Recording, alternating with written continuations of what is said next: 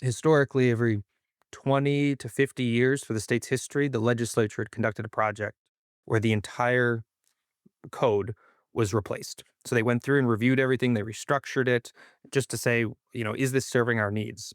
I think the last time it was done was in the 50s.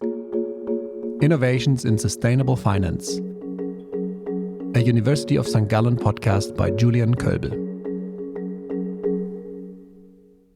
Hello and welcome to another episode of Innovations in Sustainable Finance. This is Julian Köbel, Assistant Professor for Sustainable Finance at the University of St. Gallen.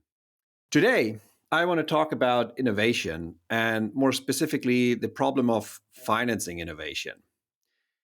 Innovation is that miracle cure in many ways, where if we think about the problem of climate change, we're in the situation where the US has bowed out of the Paris Accord, progress has been limited, and it's really, really a difficult situation. Also, other priorities have come up, geopolitics and so on. But I do think there is still a powerful case for the potential for technological innovation to yield significant progress over the coming time. And as this is a podcast about innovations in sustainable finance, I thought it would be fun to try to see, well, what does sustainable finance have to do with financing innovation in the real economy? And it's a bit of a continuation of a conversation I had earlier with Fridtjof Detzner from Planet A, where we've went into that a little bit. And I want to deepen that conversation because I think it has even more relevance today. And for that, I'm very fortunate to have with me on the pod, Mac Zellem. Welcome to the show. Thanks for having me, Julian. Happy to be here.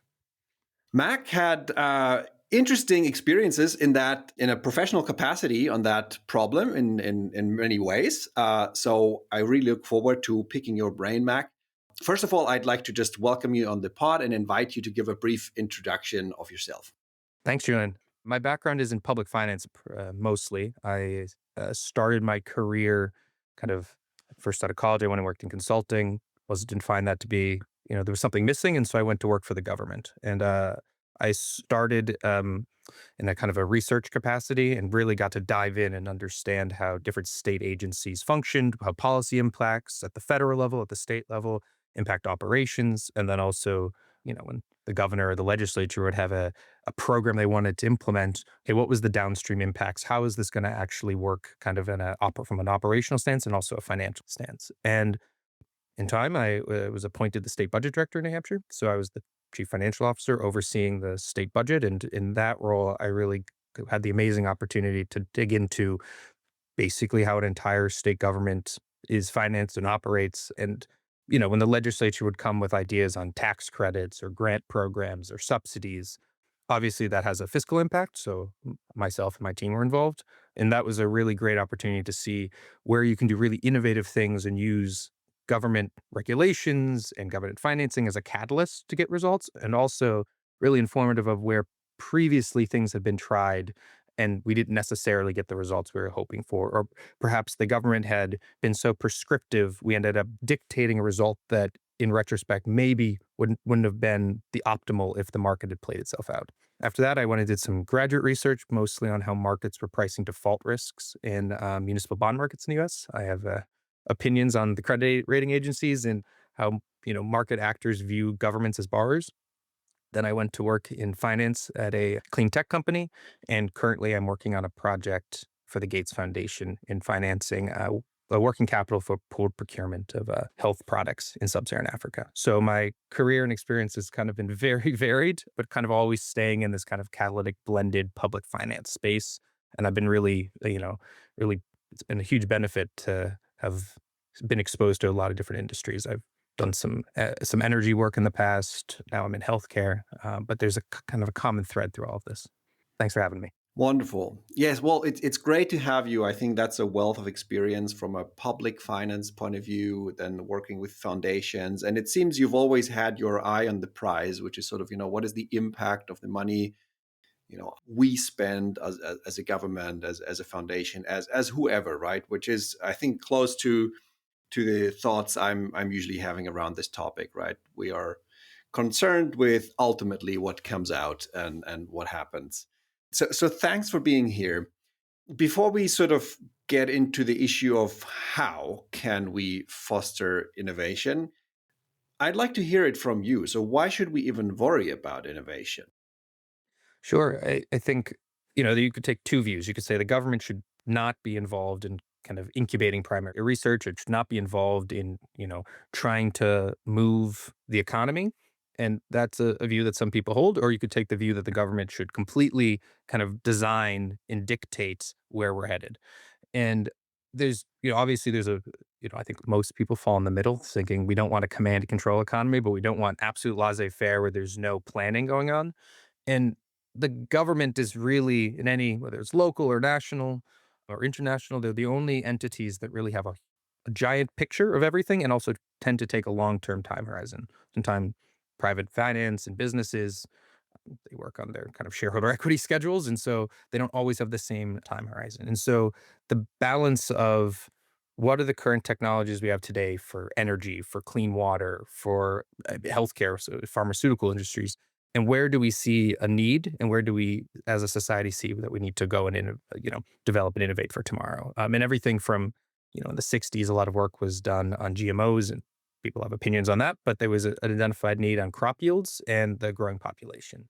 Today, we have a lot of emerging medical research on drugs to address kind of the developments in cancer that we're seeing, and those kind of technological and research innovations largely are incubated by government programs that support primary science research.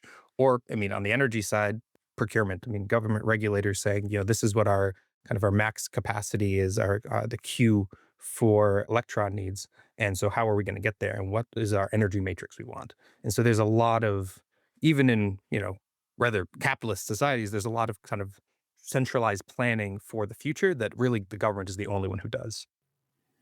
Maybe can do it at the scale that's needed. Yeah. I want to add one thought to this questions of why is innovation crucial, maybe with a view to the climate issue, which is there is, of course, this tragedy of the commons that it is for individual countries not very interesting to do something on their own. It only sort of works if everyone works together, and thus nobody does anything because that everybody working together is not the case, Absolutely.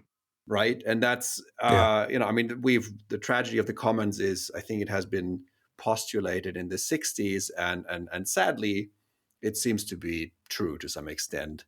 Now, innovation has sort of the opposite dynamics in some cases. That's which is because if an individual comes up with just a way to, let's say, produce energy that's simply cheaper and better than other ways that we've had before, then that naturally spreads everywhere else. I mean, that sort of happens on its own if you can get it, right? So I think from that perspective, innovation is just such an important thing.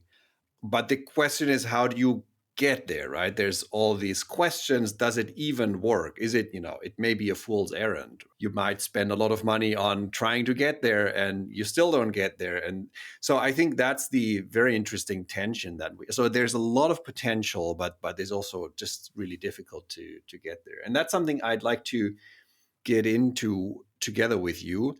So you've suggested this title, is it fostering or dictating innovation? So maybe to get us in there, you see obviously a tension there. I think the focus is what can policymakers do, right? They have tax money, they can borrow money, they can use money to, try to make the economy more innovative, and they can also give direction to that sort of innovation. You're saying, well, it could be fostering or dictating. What do you see is the tension here? Sure. And I think, the solar tax credits in the US are a great example. We have a Hmm. massive expansion of photovoltaic capacity, but the early reliance on equity tax credits really kind of ring fenced the entire industry and skewed things towards utility scale solar.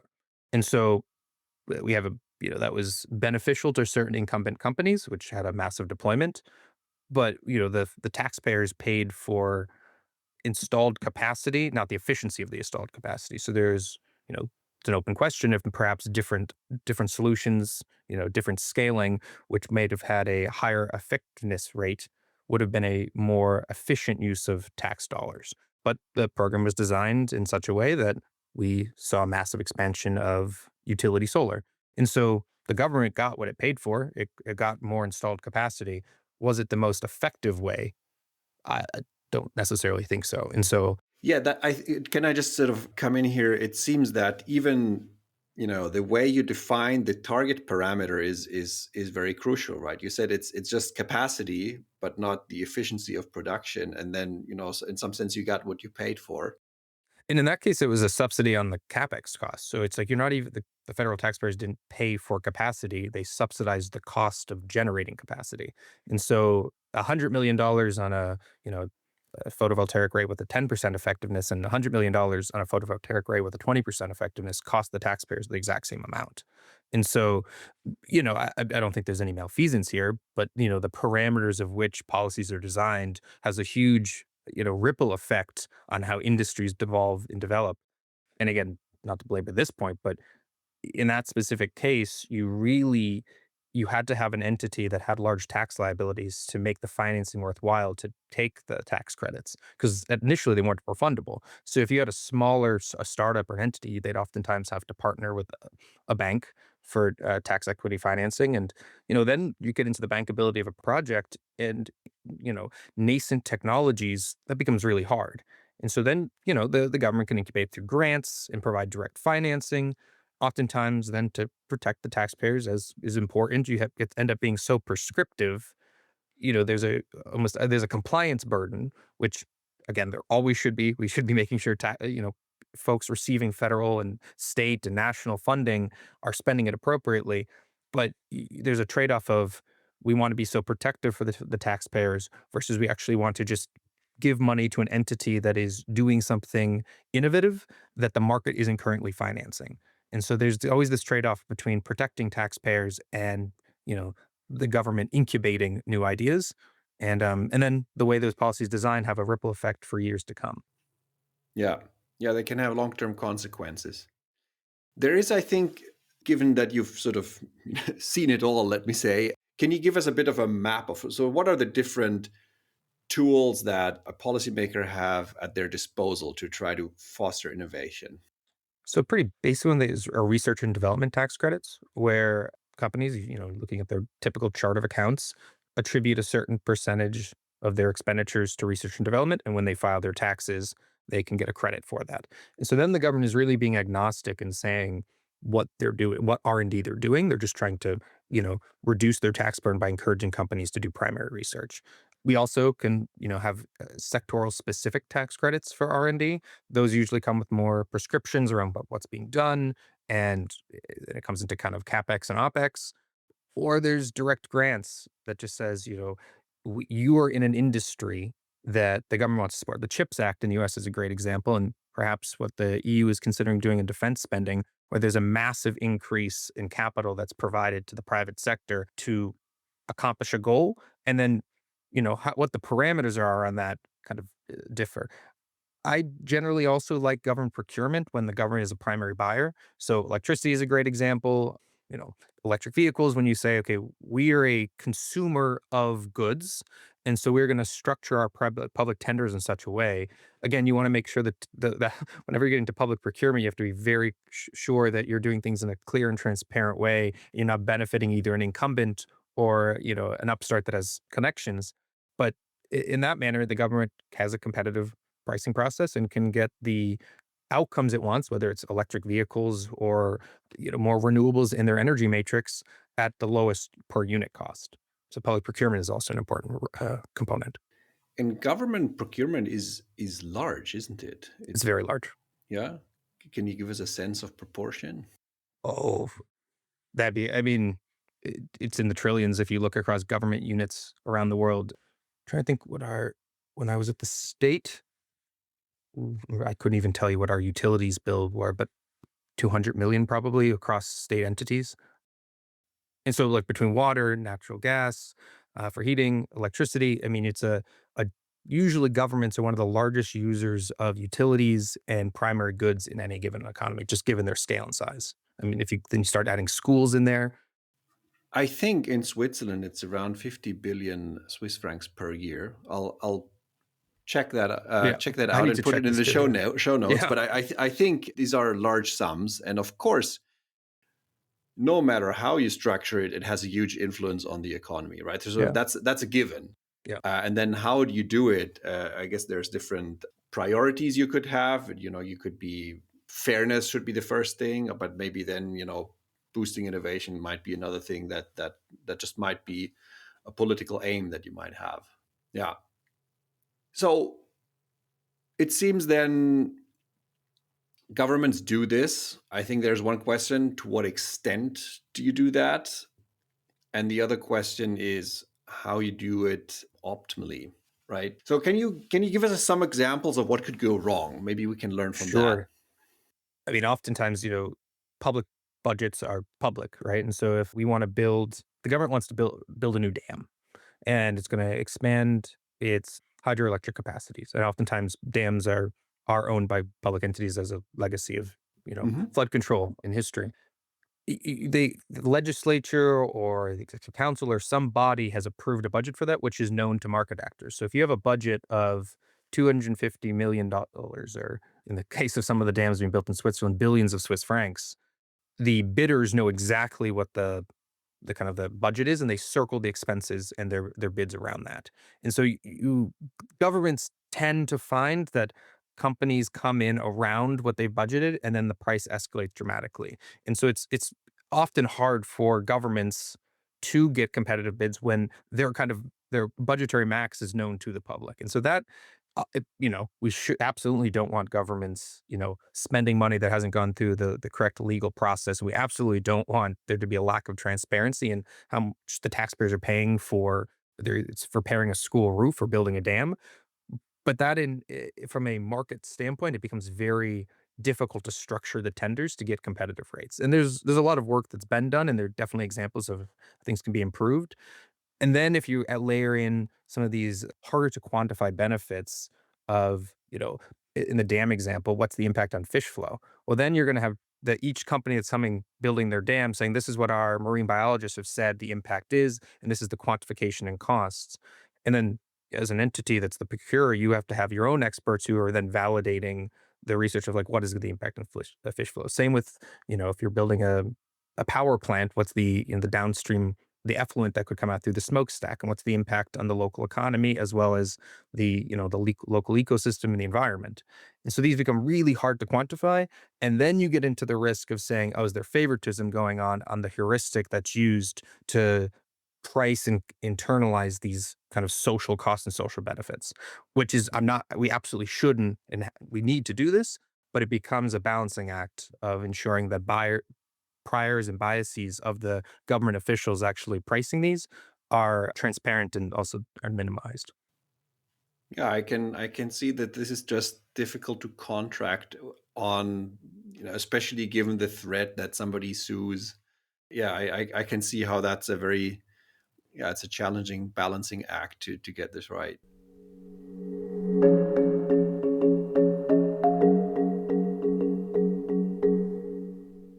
Okay, so that's one example where things can go wrong.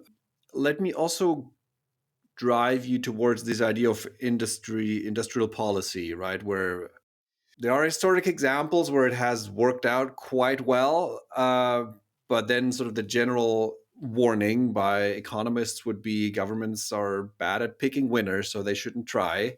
Do you have a more nuanced view here, perhaps, when perhaps the situation tips in favor of one or the other? Yeah, I think there are core competencies with the government, and civil servants have deep wellspring and experience. And so, Cylinder is the famous example in the US where during the Obama administration, the Energy Loan Office had loans that went bad on a solar developer. And you could argue that that was a bad bet that they made or a good bet that didn't work out. But the competencies of civil servants to determine the underlying finances of a company are drastically different than, say, the competencies of the folks in the side of the Department of Energy that are doing nuclear safety and security, who are going and procuring specific equipment that they are the experts in. You could say that the Mhm. same with the Defense Department. And and there's been some scandals here in Switzerland about public procurement, and but typically you have spaces where the government is really the only procurer and the only employer of technical experts, and there's essentially a monopoly on that sort of skilled knowledge. And then you have others where the competencies of civil servants you can hire and build up that capacity, but it's not innately there. And kind of a interesting example is in the U.S. During the Obama administration, much of the back end processing for student loans was moved in house to the Department of Education, which, in all fairness to the bureaucrats there, they weren't bankers. And so then they suddenly had Congress had given them these tasks that it wasn't the right skill set of people who have an expertise in education policy, don't have a deep skill set in loan processing and credit risk. And so they ended Mm, up having to outsource it. And so what was brought in house had to be then sent out again because the capacity and the competency just wasn't there. And so you can build this in government, but it takes time. And I think mm. oftentimes politicians say, we'll do it ourselves, and then the civil servants will do it. But if you don't have the right skill set for civil servants, it takes a long time. And so there are some things that the government absolutely should do because it has a monopoly on the knowledge, and others that perhaps it shouldn't unless it really plans over a long term to build out that capacity. Right. So it comes down to how much you know about a subject area institutionally, as, say, a branch of government. And where would you? So you mentioned the Department of Energy as an example potentially. So what do you have in mind? What do they tend to know? Well, so I mean, about half of their operations are on nuclear security, which Yeah. is not really in most people's minds, but there's not really a competitive market, and there shouldn't be for the regulators who are making sure nuclear plants, and in the case of the United States, nuclear weapons are safe. And so you want the best and the brightest in that space. Yeah. These are the components. So the valves in nuclear plants are highly regulated for the discharge of water, and there's basically the only people setting those standards work in government regulatory offices, and there's a very few set of firms that actually produce those valves. And, they're producing to the standards the government regulators set, and the government regulators are reviewing those firms to make sure that what they're selling into the market is safe. Hmm. And that's I think, a great case where we've incubated the right group of people to then slowly and conservatively move the needle. And I don't have any insight in changes in valves in nuclear plants, but as plants evolve and adapt, the government is evolving and adapting the regulations and standards for fine components, and they're really the only entity that's qualified to do that. And then if we say what is going on in wind, are government regulators the best suited to say what components should go in offshore, onshore wind turbines of the next generation? Probably not. I mean, there's safety standards for sure, and there's regulations that need to be set for sure. But should the government be directing specific wind turbines the way that they're directing valves in nuclear plants? And there's always that balance and trade off. And I mean, in this particular case, it really comes down to public safety and security. A nuclear plant has a much higher risk than a wind turbine, but we can over-regulate. We could have the government directing, being so specific and prescriptive. All the wind companies are not innovative and saying, well, how could we design a better blade? Or you could have it be complete the Wild West and not have any safety standards or audio standards, and then you end up with public impacts. I think you bring up another topic here, which is the government can, of course, try to boost innovation, but it can also probably often inadvertently, you know, keep it down with regulation. It's just if you make an area too complicated, then it gets harder for startups to basically you create barriers to entry. So I think that's an important discussion at the European level right now, where Mario Draghi, in his report, I think he said this very clearly that he said, well, there is a need for innovation in the European economy. And, maybe before using money to boost it, we should remove certain regulations or try to just make regulations simpler. How much potential do you see for that approach? I'm a big believer that various European economies and the US have become overregulated. And that's not an argument that we shouldn't have regulation and the government shouldn't be there to protect people and, guard against the tragedy of the commons. But if we make it so hard to do business, we end up ring fencing incumbents and stifling upstart companies in innovation. And it's always this balancing act. And, you know, you could it's very, very hard to build basically anything in the US because of the environmental permitting process, which many people use to fight projects that they don't want on their merit, not on their merits, but they just don't want them in their backyard. That's not an argument to say we shouldn't have an environmental permitting process, but businesses need certainty. And oftentimes the uncertainty that comes with a regulatory process can kill a project even before it's got off the ground.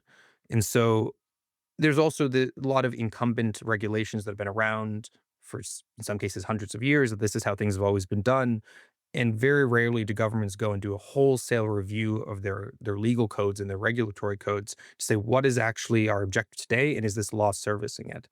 And then whenever you go to try to change anything, there's someone who's benefiting from it, who's going to fight tooth and nail to kind of keep the existing ecosystem. So there's regulations create a lot of fiefs. And whenever you're coming in and trying to break up fiefs, you end up with political backlash. And then oftentimes the people who come in and say we should, deregulate, there's also a balancing. You can't just throw everything out, right? We want there to be water standards. We want there to be, clean air standards. And so how you regulate, say, a smokestack is a very, very complicated endeavor. Are smokestacks overregulated? Probably in that case they're not. But, there's probably cases where the way the regulations are applied impede, a manufacturing which is it's just water vapor. They're probably, they're not burning coal, they're not burning natural gas. It's probably just water vapor, but the regulations around the smokestack could add additional costs to that project, which potentially the timeline for building it or even the cost could tip it into a place where it's not financially viable. Right. Yeah, I think I've heard once this suggestion that there could be sort of a spring cleaning where parties would nominate their favorite, probably harmful or at least useless regulations that should be struck. I think that's actually a very, very nice idea, but I haven't seen it put in practice anywhere. It seems just maybe there's not enough political gain from doing something like that. I agree with you with that. It seems very difficult to get rid of stuff. When I was with the state of New Hampshire, we historically every 20 to 50 years for the state's history, the legislature had conducted a project where the entire code was replaced. So they went through and reviewed everything, they restructured it just to say, is this serving our needs? And I Hmm. think the last time it was done was in the 50s. And there's just a lack of faith and trust of a technical process to review regulations and code. Because the thought is, okay, before where there's perhaps more congeniality, people would say, okay, we're not trying to change laws. This isn't a process to sneak things through.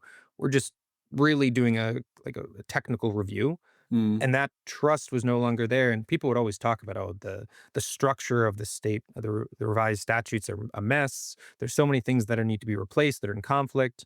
But the technical legal process to do that, to review it, no one wanted to implement because there was a lack of trust that it wouldn't be used for other political aims. Mm. I see. Yeah, that's an interesting problem. I think that's going to be front and center in the European Union with all the different governments, then of course that have national interests. And yeah, okay, let's see how that goes. Okay, I want to also address a topic which I think we haven't really talked about. There's this scale of technology readiness Mhm. for something that's sort of really basic research. We don't even know if it exists, towards whether something that's already basically profitable in the market. Of course, it looks very different in terms of interventions where a specific technology is at the moment. Jean Tirole Mhm. has commented on the way that this is currently done in the European Union, where there are lots of universities, they are very productive, there are very capable scientists, there is actually a lot of funding for research. But his takeaway that was that probably it should be even more targeted towards basic research and to sort of the earlier and the sort of the earlier riskier bit, rather than technologies that are already quite proven, where maybe actually the market should now look at that and see if it works. And that seems, and so he made that distinction that DARPA in the US was presumably a little bit better at pushing this earlier, more risky stuff. Have you been involved in anything like that? So this public, I mean, just R&D, public R&D to that extent? Only really one specific example. When I was at the state, we were designing tax credits to incubate regenerative medicine, so basically the growing of limbs. There was an industry that was starting to build out of some primary research that was being done, largely funded by the United States Army, so through the Department of Defense. And to take a space where there's a network effect, and so to incubate other companies to move to New Hampshire and locate there, there were specific tax credits given that would remove a large financial barrier for these small startups. And it's an incredibly risky business and space, and these are very long timelines. And I'm not a biologist. My understanding is they are making slow and steady progress, but financial certainty around how long they basically be tax exempt was one of the reasons businesses chose to locate in New Hampshire. And so it's a little bit different than DARPA, which is more primary grants for primary research.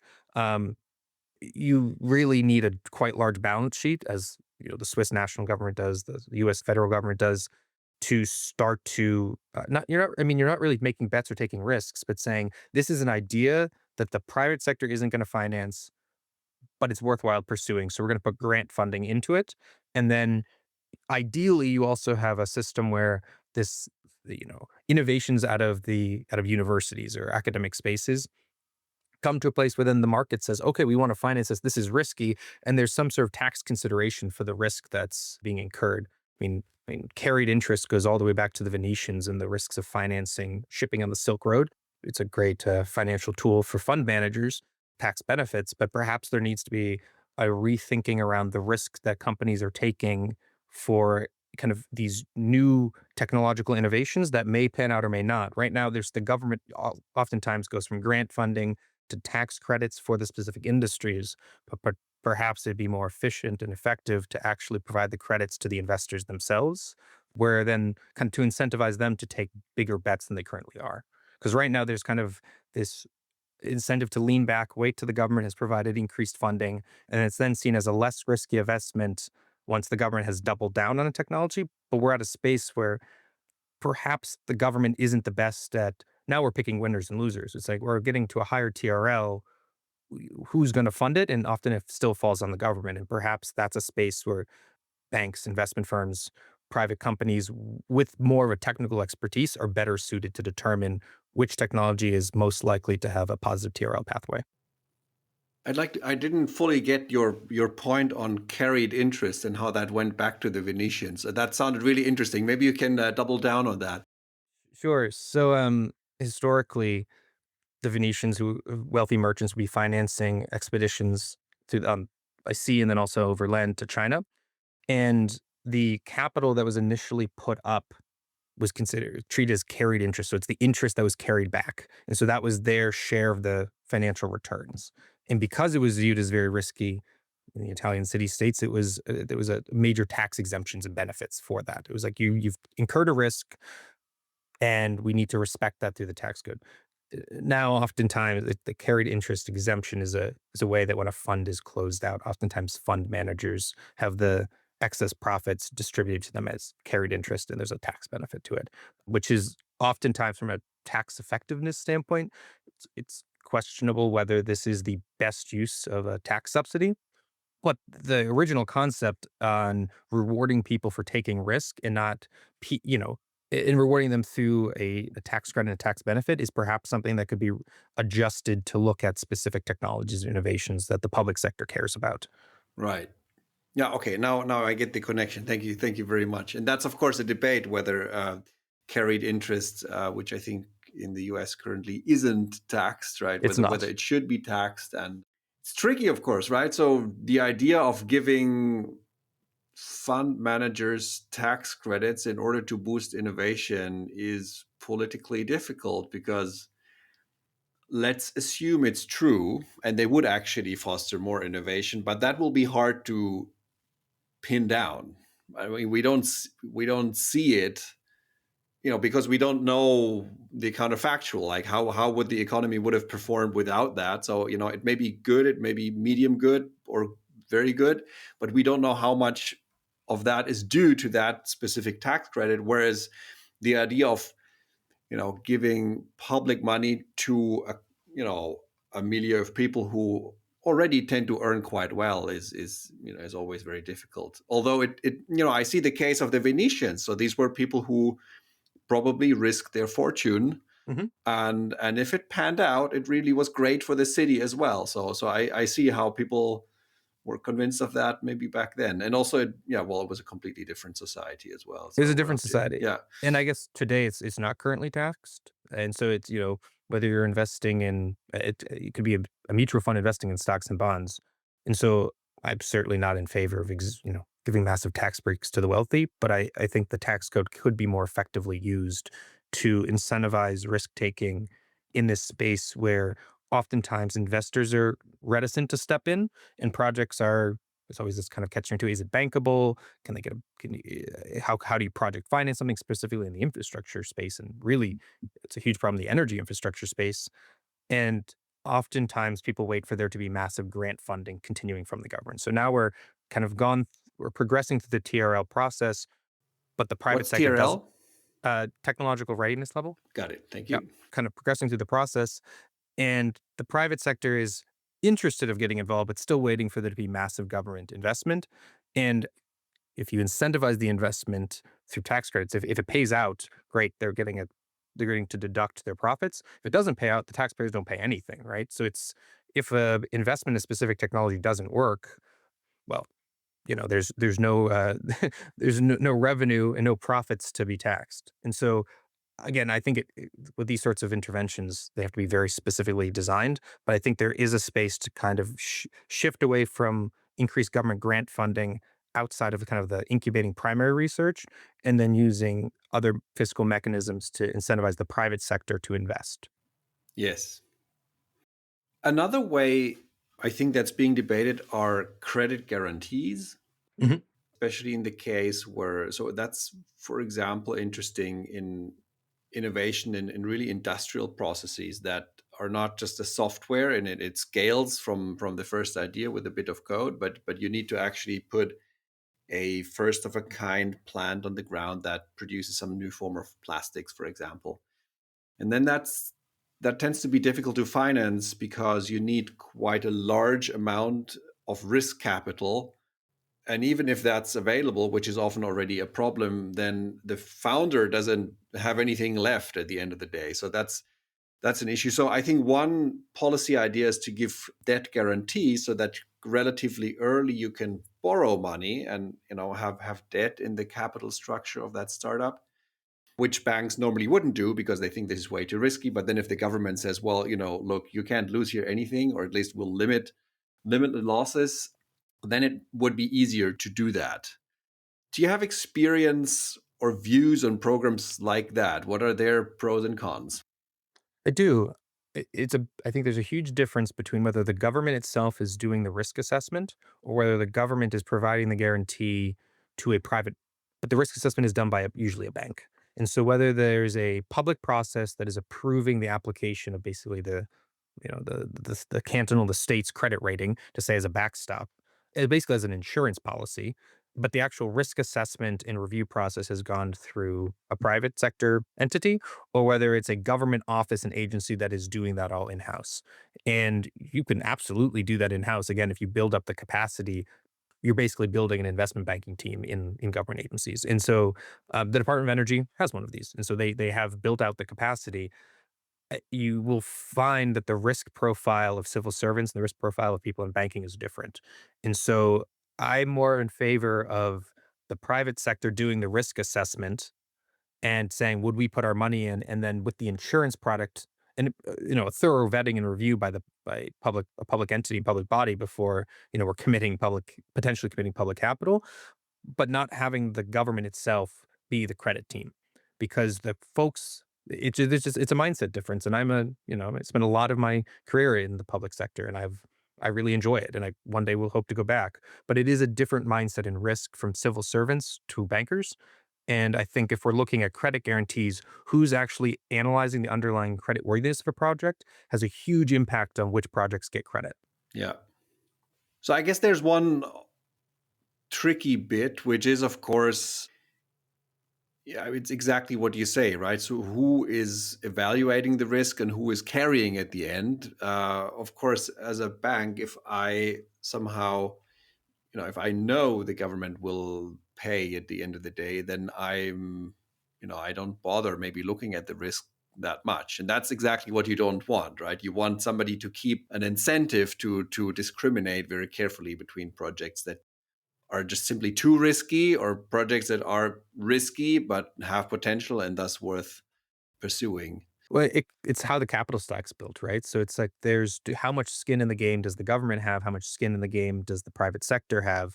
And then when you're looking at the weighted average cost of capital, the WACC, those kind of slight policy, I mean, credit guarantee, that insurance policy has a huge ripple effect down on the cost of capital. And so if banks think, okay, worst case scenario, this is my exposure, they can price the risk themselves at a different they'll price at a lower rate than if they say, my exposure will be higher without that credit guarantee. So at no point would I ever want, is it ever appropriate for the government to carry the full risk? The question is, how much of the risk should the public sector have?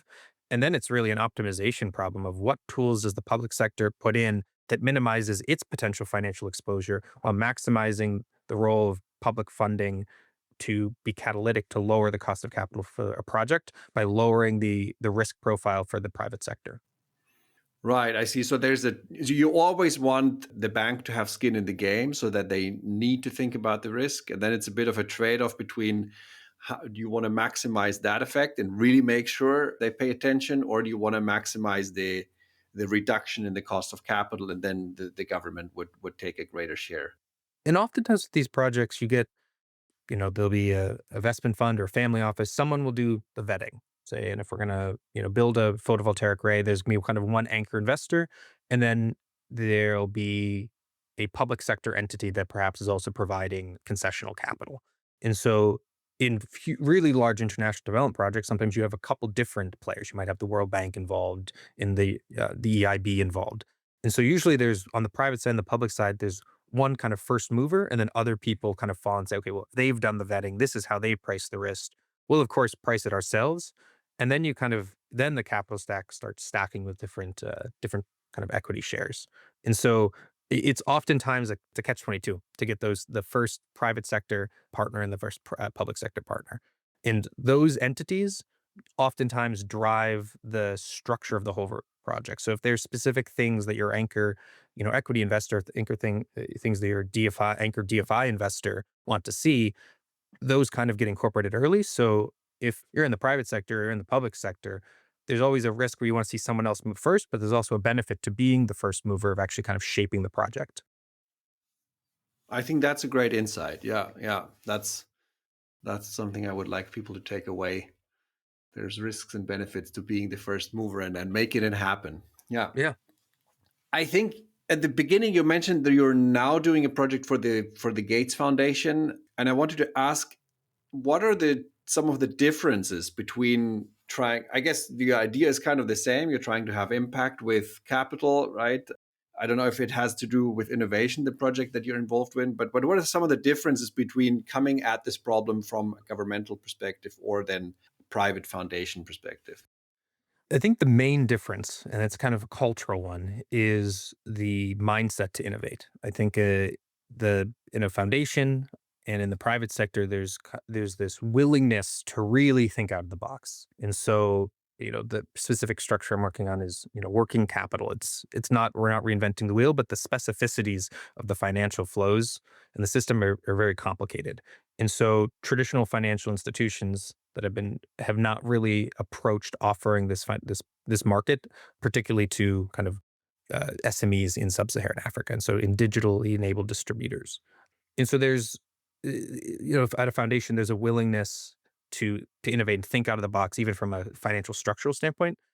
The government, you will always find people in the civil servants. You will always find politicians who have a great idea and are willing to push it through, but, whether you're an elected official or a civil servant, doing things radically differently carries a huge risk of failure. I mean, the public does not want to see their governments failing dramatically. And so, I mean, there's just a different willingness to think outside the box. But they play different roles. I wouldn't want the private sector to be as conservative as governments are, and I wouldn't want the government to be as kind of innovative as the private sector is. But then with the balance sheet, you always have to have governments involved in providing kind of some part of the capital, and so that's always this balance. And personally, I think that there's a huge cultural difference across even government offices in the U.S. I'm sure it's the same in every country of this is how things are always done versus a willingness to think, let's do things differently. Yeah. I think that notwithstanding financing, I think the cultural aspect to innovation is hugely important, no matter what. That's my impression, because innovation just naturally means you're risking failure, and then it just depends on so much, because people think ahead, right? People think, well, what if, right? Well, if it would be nice if it all panned out, but what if not? Am I then kind of, is my career over? Will my family say, well, you're an idiot, right? So rather than perhaps saying, hey, wow, you tried something that no one has tried before. And I think that cultural attitude is absolutely essential, and that's kind of hard to to move, from a government foundation, whatever perspective. That's us ourselves. And it's the people who come in and the leaders and the teams they build. And there's an interesting example. And I haven't been involved, so I don't have any of the details. But Google Gemini is working with a number of states in their unemployment insurance to try to improve the technological back end of basically the unemployment systems, which those are sorts of like cannot fail. If you lose your job, you're down on your luck. If you qualified for unemployment and the check isn't coming and you're not getting your direct deposit, that is a huge cash flow impact. So it's one of these things that oftentimes politicians and civil servants just don't want to touch. It's a lot of maintenance. But then you end up with a really antiquated system. And how do you come in and innovate and completely reform both a operating structure and then also a technological system without the thing breaking? And, there are some states out there that have been really willing to, hey, let's approach this early on and we'll start working on it. And then and they're working with Google. And so, I'm going to guess that those state agencies had a culture of people being willing to take a little bit more risk than some of the other states who said, I will lose my job if anything goes wrong. Yeah. How do you see you live in Zurich, so how do you see that attitude towards innovation and risking something in Switzerland? Well, I mean, so I love living in Zurich, and I really enjoy Switzerland. I found the Swiss be much more risk averse than my time in the States. That said, I find the public systems here, kind of the technological systems that you even file your taxes, much better than in the States. And so I think there's a longer term planning that goes on here than necessarily in the US. Like things don't change until they break. Oftentimes are about to break because it's a focus issue. Where I find in Switzerland, perhaps there's less of a willingness for radical, dramatic change, but there's a longer term planning horizon. And so I think it really looks, there's a reason that a lot of pharmaceutical research is done here. And I think you have to take an incredibly long-term horizon. There's a reason that there's a lot of amazing engineering work that goes on here, take a very long-term horizon. We're starting to see kind of a tech renaissance.